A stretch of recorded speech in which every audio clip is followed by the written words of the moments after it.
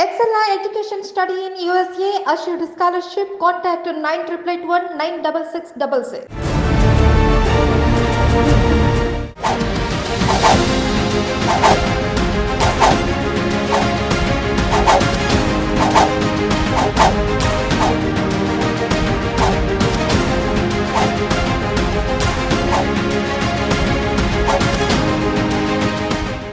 Welcome to crime analysis. గోడకు చెవులుంటే అనే నానుడిని నిజం చేశారు తెలంగాణలో ఎస్ఐబి మాజీ పోలీస్ అధికారి.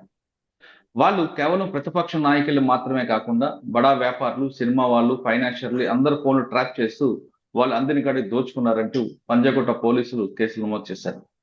అయితే అసలు ఈ గోడకు చెవులు ఉంటాయనే పదాన్ని నిజం చేయడం వెనక టెక్నికల్గా ఏ విధంగా చేస్తారు, ఈ స్పై అనేది ఏ విధంగా చేయబోతుంటారు, గతంలో ఎప్పుడో జరిగిన స్పై అన్నది ఇప్పుడు ఇంట్లో కూడా పెట్టి, అంటే కేవలం ఎవరికైతే టార్గెట్ చేస్తున్నామో ఇంటికి దాదాపు 500 మీటర్లో కూడా ఆ ఎక్విప్మెంట్ పెట్టి వాళ్ళు మాట్లాడుతుంది పూర్తిగా వినొచ్చు అనేది ఇప్పుడు రేవంత్ రెడ్డి గారి విషయంలో తెలిసింది.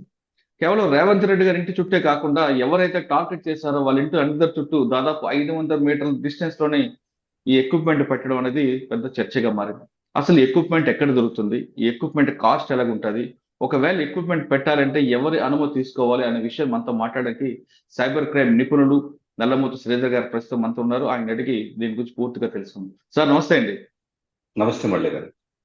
సార్, చిన్నప్పుడు ఎప్పుడో గోడకు చెవులు ఉంటాయి, జాగ్రత్తగా మాట్లాడండి రా అంటూ కొంతమంది పెద్దలు చెప్పేవారు, మీకు గుర్తుండే ఉండొచ్చు. కానీ అది నిజమే అనిపిస్తుంది. ఇంట్లో భార్యాభర్తలు మాట్లాడుకున్న దగ్గర నుండి డైనింగ్ టేబుల్ మీద వ్యాపారస్తుతో మాట్లాడుకుంది కానీ, లేదా కాన్ఫరెన్స్ హాల్లో కూర్చొని ప్రశాంతంగా కూర్చొని వాళ్ళ పార్టీ వాళ్ళతో కానీ వేరే వాళ్ళతో మాట్లాడుకుని ప్రతి మాట కూడా ఇప్పుడు వినేశారు. మనం గత సంవత్సరం నుంచి చూస్తుంటే ఈ టాపిక్ అంతా వినడం, ఎక్కడెక్కడ డబ్బులు ట్రాన్స్ఫర్ అవుతున్నాయా వాళ్ళకి టార్గెట్ చేయడం అన్నది కరెక్ట్ గా చేశారు. కేవలం ప్రతిపక్ష నాయకులు మాత్రమే కాకుండా ఎవరైతే డబ్బులు సరఫరా చేస్తారో ఫైనాన్స్ వ్యాపారం అందరూ కూడా టార్గెట్ చేశారంటూ పోలీసు దర్యాప్తులు బయటపడింది. ఇదంతా చూస్తుంటే దాదాపు 12 మంది అధికారులు, అంటే పొలిటీషియన్స్ అధికారికాలు 12 మంది చేశారు. ఇప్పటికే 3 అరెస్ట్ చేశాం, మరో 3 పరారులో ఉన్నారు. మిగతా 6 అందుబాటులో ఉన్నా పరారులో ఉన్న 3 దొరికితే ఈ 6 అరెస్ట్ చేస్తామంటూ పోలీసులు చెప్తున్నారు. ఈ విషయం పక్కన కాసేపు పెడితే, ఈ టెక్నికల్ గా మీకు తెలియని విషయం కాదు, చాలా మీరు చూశారు. అంటే ఇప్పుడు కేవలం ఈ టెక్నికల్ కన్నా ముందే ఎప్పుడో మనం గతంలో మాట్లాడుకుంటే 10 సంవత్సరాల క్రితం దీన్ని మీరు ముందే గ్రహించారు. అప్పటి నుంచి మీరు చాలా సార్లు చాలా టాపిక్ లో హెచ్చరిస్తూ వస్తున్నారు. ఇప్పటికైనా ఫోన్ అనేది చాలా జాగ్రత్తగా ఉండాలి, మైక్రోఫోన్ ఎప్పుడైనా ఆన్ అవుతుంది, ప్రతి ఇంటికి కూడా ఏదైనా చేయొచ్చు. కానీ కొంతమంది దాన్ని పెడచో పెట్టారు. ఇప్పుడు మీరు చెప్పిన మాటలు అక్షరాల నిజమయ్యాయి. అసలు ఎక్విప్మెంట్, ఈ ఫోన్ ట్యాపింగ్ అనేది ఎలా చేస్తుంటారు అనేది ఒకసారి మీరు చెప్పండి.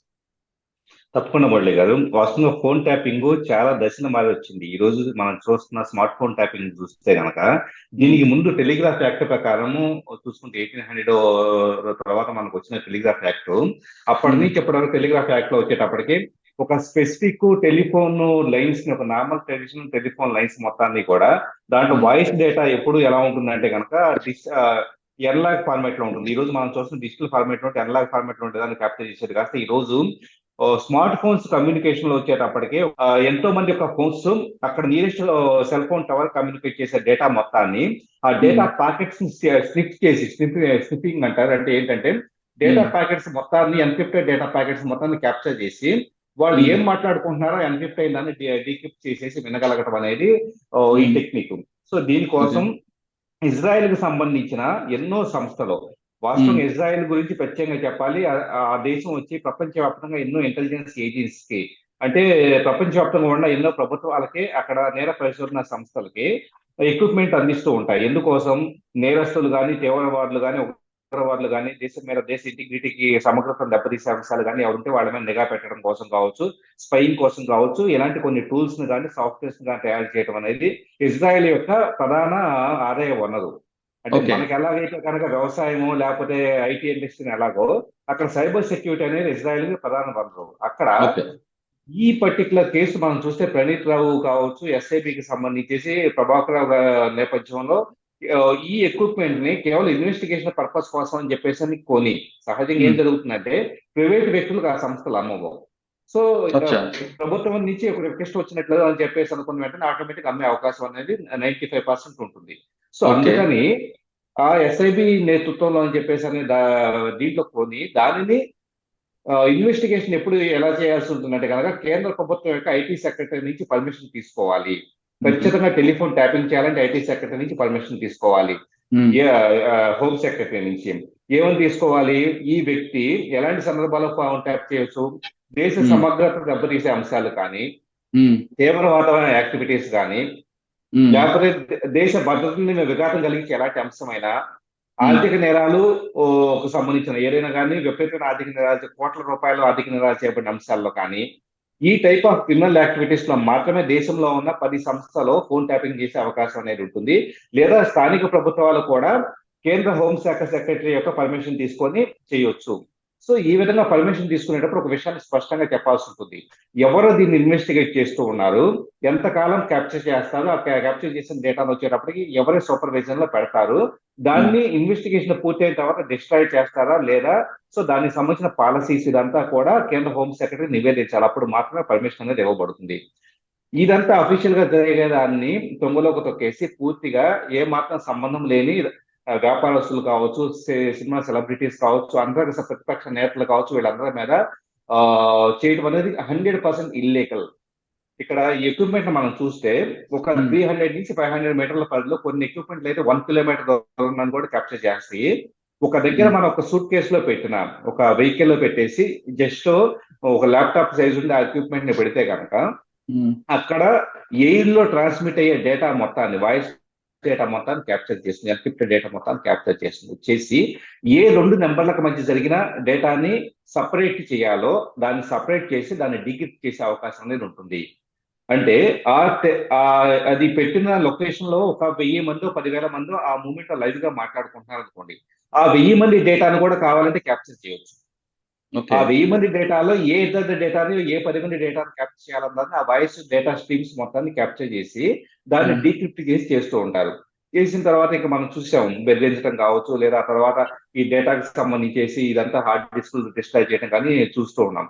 సో టెలిఫోన్ ట్యాప్ చేయబడిన విషయాన్ని మురళి గారు ఒక విషయం గుర్తుపెట్టుగా, టెలిఫోన్ ట్యాప్ చేయబడిన విషయం అనేది ఎదుటి వ్యక్తికి కూడా అనుమానం రాదు. ఎవరైతే ట్యాప్ చేయబడుతుందో వాళ్ళకి ఏమాత్రం అనుమానం వచ్చే అవకాశం లేదు.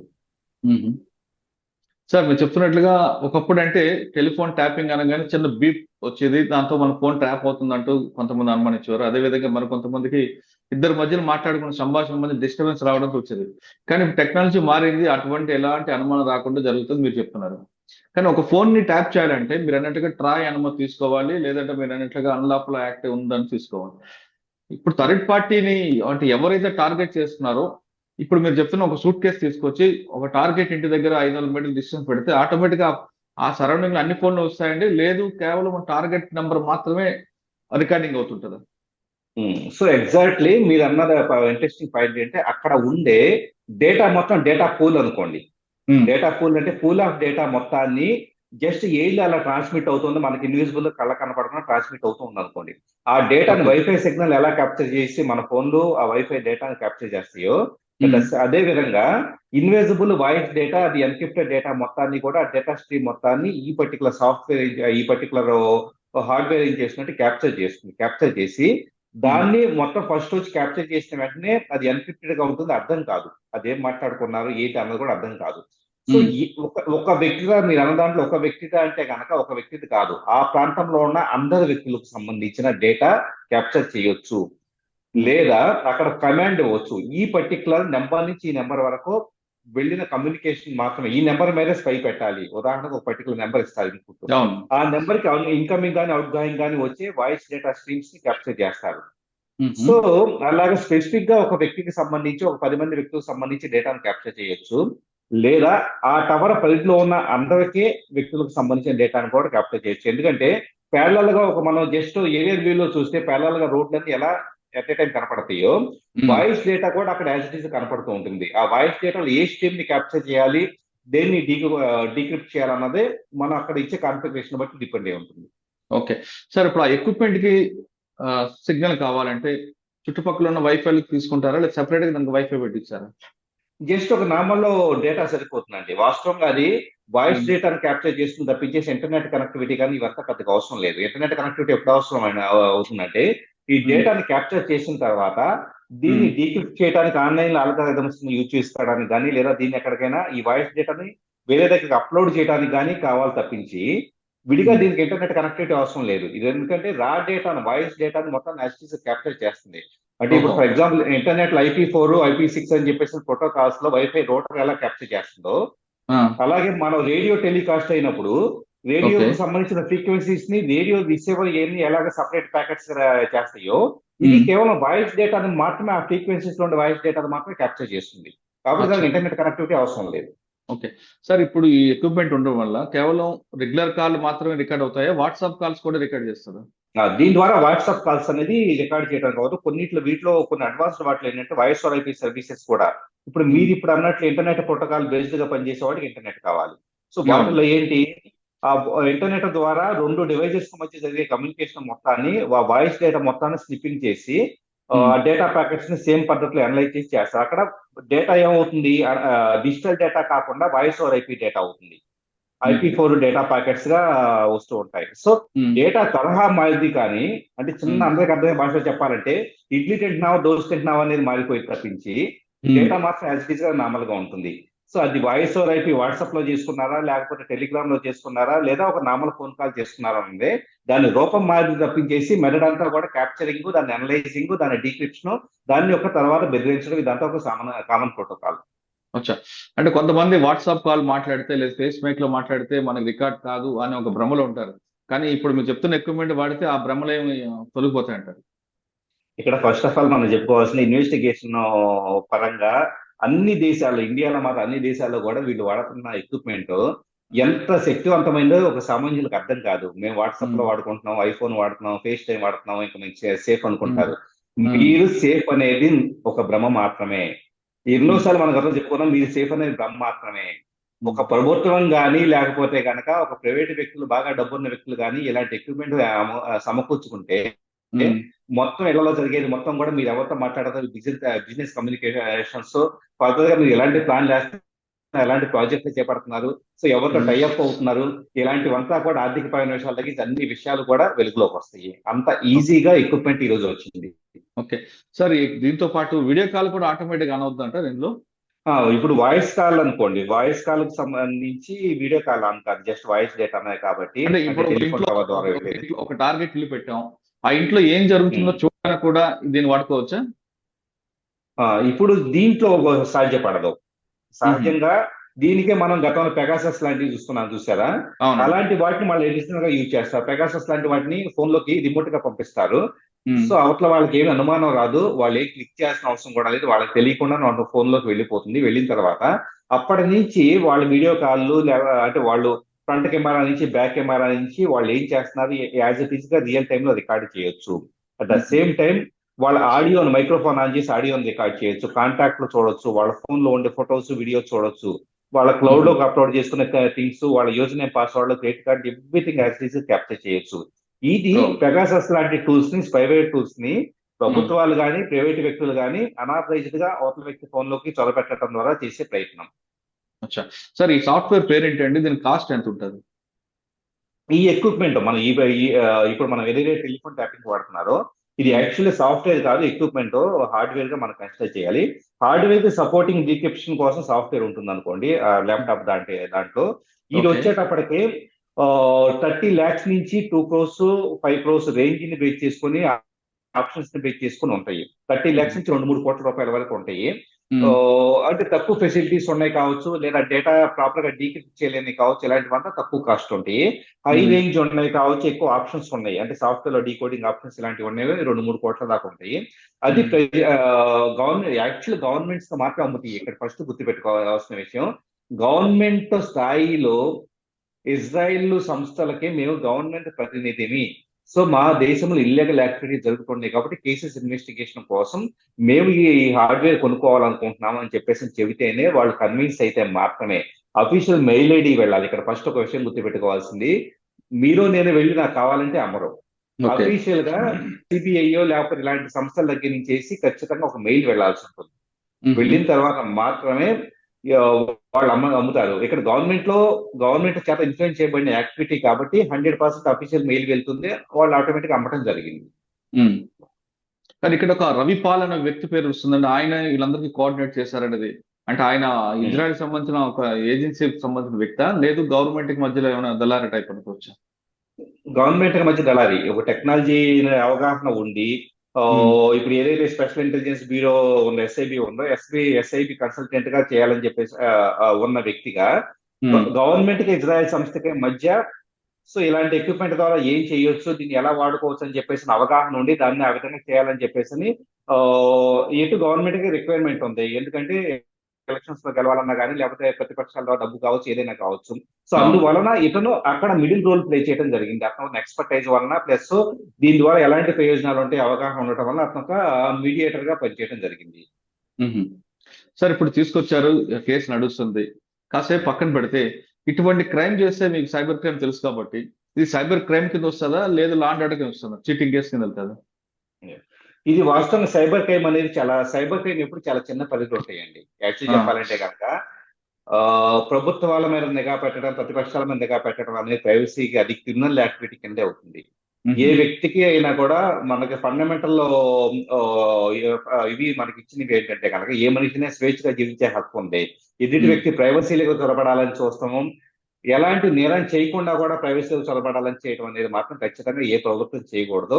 సో అందువల్ల ఏంటంటే ఇది సైబర్ క్రైమ్ ద్వారా, సైబర్ యాక్టివిటీ ద్వారా చేయబడిన థింగ్స్ గా, అంటే ఇప్పుడు కేసు ఇన్వెస్టిగేషన్ లో సైబర్ క్రైమ్ అనే దాన్ని తీసుకుంటారు. కొన్ని సెక్షన్స్ పరంగా వచ్చేటప్పటికి ఎక్కడెక్కడ అప్లికబుల్ అవుతాయో, అంటే ఎదుటి వ్యక్తుల డేటాని స్టీల్ చేయడం కానీ అంతా కూడా.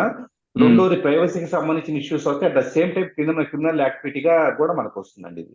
అంటే కాన్స్పరెన్సీ అనేది 100%. సార్ ఇటువంటి కేసుల్లో శిక్ష ఒకవేళ కరెక్ట్ పడింది, ప్రాపర్ ఇన్వెస్టిగేషన్ అయితే ఎంతకాలం పడే అవకాశం ఉంటుంది? 3 years నుంచి 14 years దాకా పడే అవకాశం ఉంటుంది. ఎందుకంటే ఇంటెన్సిటీని బేస్ చేసుకొని, జరిగిన నష్టాన్ని బేస్ చేసుకొని 3 సంవత్సరాల నుంచి 14 సంవత్సరాల దాకా శిక్ష పడే అవకాశం ఖచ్చితంగా ఉంటుంది. సో మల్టిపుల్ గా ఇప్పుడు ఫైన్ ప్లస్ శిక్ష 2 పడే అవకాశాలు కూడా ఉంటాయి. ఎందుకంటే ఎప్పుడు డేటా స్ట్రీమ్స్ తో ఒక మనిషికి సంబంధించిన డేటాను క్యాప్చర్ చేయడం అనేది 100% ఇట్స్ ద పనిషబుల్ థింగ్. కానీ ఇంత నీచమైన పనికి ఎందుకండి ఆఫీసులు చేయాలనిపించింది? అవును, పొలిటికల్ అడ్వాంటేజ్ కావాలనుకుంటే కనుక ఖచ్చితంగా రాజకీయం మారిపోయింది. రాజకీయం ప్రజల శ్రేయస్సును కోరి ఉండే రాజకీయం దగ్గర నుంచి ఈ రోజు వచ్చేటప్పటికి ఏదో ఒక రకంగా ఎత్తులకు పైకి లేసేసి ఎదుటి వ్యక్తిని ఆర్థికంగా నష్టం చేకూర్చి ఎదుటి వ్యక్తిని పూర్తిగా సెల్ఫ్ ఎస్టీమ్ దెబ్బతీసేసి ఆ పార్టీ రాజకీయ నాయకులను తొక్కిపారేసి మనం ఎదగాలని చెప్పేసిన విధంగా రాజకీయం మారిపోయిన తర్వాత ఇలాంటివి వస్తాయి. సో ప్రజల హృదయాలను గెలుచుకున్నప్పుడు మాత్రమే రాజకీయం అనే పూర్వస్థాయి పరిస్థితులు వస్తే కనుక ఖచ్చితంగా కూడా ఇలాంటి అవసరం లేదు. ఏదో ఒక రకంగా కావాలంటే కనుక ఎదుటి వ్యక్తి మీద ఒక బొద్ద చల్లాలంటే కనుక బొద్ద చల్లితే ఆటోమేటిక్ గా ప్రజలంతా నమ్ముతారు కాబట్టి సో అతను ఆర్థికంగా కూడా మానసికంగా దెబ్బతీయొచ్చు అనుకుంటే కనుక ఇలాంటివి జరుగుతాయి. ఇంకొకటి మీరు చూడండి, ఎక్కువ శాతం వ్యాపారస్తులు వాళ్ళ పద్ధతిలో వాళ్ళు వ్యాపారం చేస్తారు. యాక్చువల్లీ వ్యాపారస్తులకి మిగతా దేశాల్లో ఎప్పుడు కూడా ఒక హై రెస్పెక్ట్ ఉంటుంది. ఎందుకంటే వాళ్ళు జీడిపికి, దేశ ఆర్థిక వ్యవస్థకే కంట్రిబ్యూట్ చేస్తుంటారు. కానీ ఇక్కడ దురదృష్టవశాత్తు ఇండియాలో వ్యాపారస్తుల నుంచి ఎంత గుంజుకోవాలని చెప్పేసి ట్రై చేస్తూ ఉంటారు. ఏదో ఒక రూపంలో వాళ్ళ మీద నిఘా పెట్టి మీరు అలా చేస్తున్నారు ఇలా చేస్తున్నారు కాబట్టి మా పార్టీకి ఇవ్వండి, మాకు ఇవ్వండి అని చెప్పేసి అది తప్పు. సార్ ఇప్పుడు మీరు ఈ టెక్నాలజీ చూసారు, అంత ముందు చాలా టెక్నాలజీ చూసారు, ఇంకా అప్గ్రేడ్ టెక్నాలజీ ఏం రాబోతుందండి? మీకు వాస్తవంగా చెప్పాలంటే స్మార్ట్ ఫోన్లు ఇవన్నీ పక్కకు వెళ్ళేసి మీరు ప్రతి క్షణం ఈ రోజు మీరు అనుకుంటున్న వేరబుల్ గ్యాడ్జెట్స్ అని ఏవైతే ఉంటున్నాయో, స్మార్ట్ వాచ్లు కావచ్చు, వర్చువల్ రియాలిటీ హెడ్సెట్లు కావచ్చు, స్మార్ట్ టీవీలు కావచ్చు, ఇలాంటి ప్రతిదీ కూడా ఇవి ఈ రోజు మనకు వరం కాదు. ఇవంతా మీ వేర్ అబౌట్స్. మీరు ఈ క్షణం ఎక్కడ ఉన్నారు దగ్గర నుంచి ఈ రోజు యాక్చువల్ చెప్పాలంటే ఒక స్మార్ట్ టీవీలో ఒక చిన్న బగ్ పంపించి మీ ఇంట్లో చూసే టీవీలో ఒక బగ్ పంపించేసి మీ హాల్లో జరిగే ప్రతిదీ కూడా రికార్డు చేయొచ్చు. Plus everything as it is microphone. ఇప్పుడు చాలా మంది అనుకుంటున్నారు వాయిస్ కమాండ్ ఇస్తే రిమోట్ లో అది వెతికి పెడుతుంది అనుకుంటున్నారు. సో అర్థం ఏంటి, వాయిస్ కమాండ్ ని మీ టీవీ అర్థం చేసుకుంటుందంటే open YouTube and play this video అని చెప్పేసి అన్ని అది అర్థం చేసుకుంటుందంటే కనుక మీరు మాట్లాడే ప్రతిదాన్ని అర్థం చేసుకునే క్యాపబిలిటీ ఉన్నట్లే కదా. అదే కొంతమంది ఫోన్ లో కూడా నాకు అది కావాలి ఇది కావాలి అంటూ వాయిస్ పంపిస్తుంటారు, అది టెక్స్ట్ వస్తుంది అంటూ, దానివల్ల కూడా ఇబ్బంది ఉందంటారు. 100% వాయిస్ అసిస్టెంట్, గూగుల్ అసిస్టెంట్ కానీ, హే సిరి కానీ, ఇలాంటివంతా కూడా అమెజాన్ అలెక్సా కానీ ఇలాంటివంతా కూడా మీ ప్రతిదీ రికార్డు చేస్తూ ఉంటాయి. ఇంకొక విషయం ఏంటంటే ప్రస్తుతానికి ఆయా సంస్థలు గూగుల్ ఇలాంటివంతా ఆ డేటాని చాలా సేఫ్ గా పెడుతున్నాయి కాబట్టి సరిపోతుంది. కానీ వాటిలో డేటా ఎప్పుడైనా డేటా లీక్స్ లో డార్క్ వెబ్ లోకి వెళ్ళినా లేకపోతే ఇంకో దగ్గరికి వెళ్ళినా కూడా ప్రతి రాజకీయ నాయకుడి తగ్గించి సెలబ్రిటీ తగ్గించి ఒక సామాన్యుడి తగ్గించి ప్రతి ఒక్కళ్ళ డేటా కూడా థర్డ్ పర్సన్స్ తో యాక్సెస్ చేయగలుగుతారు. ఆ డేటాను బేస్ చేసుకొని ఇంకా చాలా చేయొచ్చు. సో ఇంకా చెప్పాలంటే డీఫెక్ట్స్ లాంటి వాటిలో ఏదో డీఫెక్ట్ చేసి వాయిస్ డేటాని ఇప్పుడు ఇంట్లో ఎలా మాట్లాడుతున్నాడు అలా మాట్లాడుతున్నాడు అని చెప్పేసి అని ఎలా విమర్శిస్తున్నాడు అని చెప్పాలంటే ఈ రోజు పబ్లిక్ ప్లాట్ఫామ్స్ లో బిహేవ్ చేసేవి మాత్రమే ఇంపర్సనేట్ చేయబడుతూ ఉన్నాయి. ఇక నుంచి ఎవ్రీథింగ్ మీ సమక్షంలో జరిగే ప్రతిదీ కూడా మీరు మాట్లాడేది, మీరు చూసేది, మీరు గమనించేది ఎవ్రీథింగ్ కూడా రికార్డు చేయబడేసి దాన్ని ఇంపర్సనేట్ చేయటం లేకపోతే కనుక పొరుగు తీయటం జరిగే అవకాశం కూడా లేకపోలేదు. ఓకే సార్, ఫైనల్ గా చెప్పండి సార్. ఇప్పుడు చూస్తున్నవన్నీ చూస్తుంటే ఫోన్ మాట్లాడడం మానేస్తే బెటర్ మన స్థాయికి తీసుకొచ్చారు మీరు. కానీ ఫోన్ మాట్లాడకుండా ఉండలేని పరిస్థితి వచ్చింది. ఇప్పుడు మనకు ఒక ఇన్బిల్ట్ అయిపోయింది ఇది కూడా. కానీ ఇప్పుడు ఇకపై జాగ్రత్తగా ఉండాలి అంటే ఏం చేయాలి? సామాన్యుడు కానీ, పొలిటీషియన్ కానీ, బిజినెస్ మెన్ ఎవరైనా ఉన్నాయండి. మీరు గమనిస్తే ప్రధానమంత్రికి ఇవ్వబడే ఫోన్ మీరు గమనిస్తే కనుక ప్రధానమంత్రికి ఎలాంటి రెగ్యులర్ డేటా లైన్స్ ఉండవు. సపరేట్ ఫ్రీక్వెన్సీలో సపరేట్ ఒక డెడికేటెడ్ ఫ్రీక్వెన్సీలో డేటా ట్రాన్స్మిట్ అయ్యి ఉంటాయి. చాలా హై ఎన్క్రిప్టెడ్ గా ఉంటాయి. ఎందుకు వాడతారంటే కనుక ఈ టైప్ ఆఫ్ వీటి గురించే.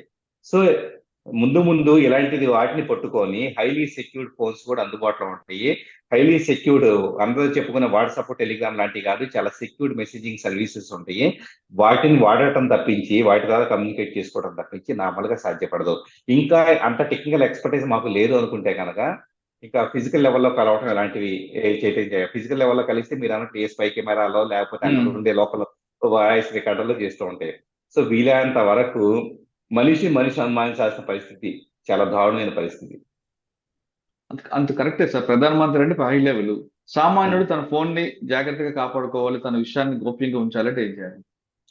సార్ మీరే ప్రభుత్వం అయితే కనుక మీరు నా ఫోన్ ని ట్యాప్ చేయకుండా నేనేం చేసుకోలేను. నేను ఎంత హైలీ సెక్యూర్డ్ ఫోన్ వాడినా కానీ లేకపోతే ఇంకోటి వాడినా కానీ ఏం చేసినా కానీ ఎంత టెక్నికల్ ఎక్స్పర్ట్ అయినా కానీ ఏదైనా కానీ హైలీ ఇంపాసిబుల్. ఎందుకంటే ఒక్కసారి ఫోన్ నుంచి డేటా బయటకు వెళ్ళిన తర్వాత మాత్రమే నా ఫోన్ నుంచి టవర్కి వెళ్ళబోయే మధ్యలో మ్యాన్ ఇన్ మిడిల్ అటాక్ అని చెప్పేసిన పద్ధతి ద్వారా ఒక సూట్ కేస్ అంటే ఒక డివైస్ ని పెట్టి క్యాప్చర్ చేస్తూ ఉన్నప్పుడు నేను నా ఫోన్ లో ఏం జాగ్రత్త తీసుకుంటే కంట్రోల్ చేయగలుగుతాను?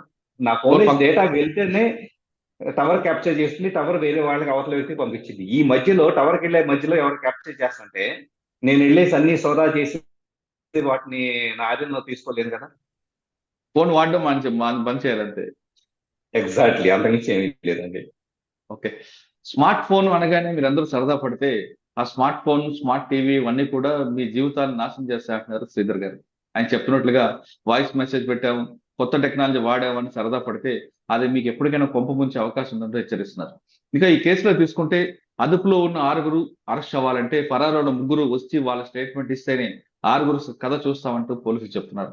అది ఫోన్ ట్యాంపరింగ్ పై శ్రీధర్ గారితో ఎక్స్క్లూజివ్ మరో విషయంలో మళ్ళీ కలుద్దాం. అంతవరకు నమస్తే. Thank you sir. Thank you very much అండి. మంచి సమాచారం మాకు మా ప్రేక్షకులకి అందరికీ అందించింది. Thank you sir. Thank you.